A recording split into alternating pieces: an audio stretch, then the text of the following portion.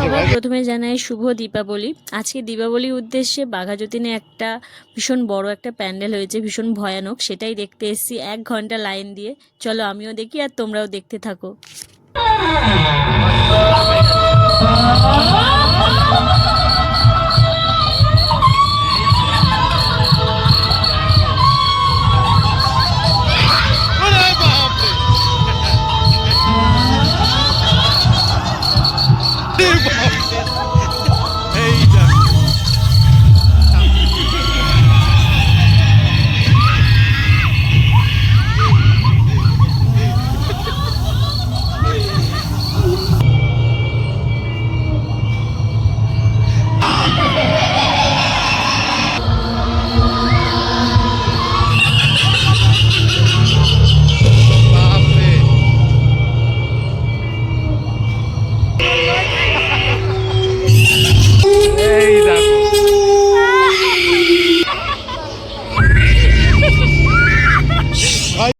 ছোটবেলা ভূতের ভয় পায় না এরকম মানুষ মনে হয় খুব কমই আছে।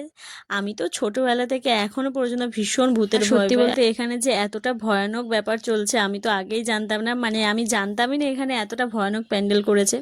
তাও আমাকে এখানে এনেছে আমাকে সারপ্রাইজ দেওয়ার জন্য। আমি তো ভীষণ ভয় পেয়ে গেছিলাম, মানে এত পরিমাণে ভয় পেয়ে গেছিলাম যে আমার কানের দুল টুল সব খুলে গেছে ভয়ের চোটে। যাই হোক, মায়ের সামনে এসে আমি তো একটু স্বস্তি পেলাম। মোটামুটি ভালোই লেগেছে প্যান্ডেলটা। যাদের অতিরিক্ত ভয় তারা আমি বলবো যেও না।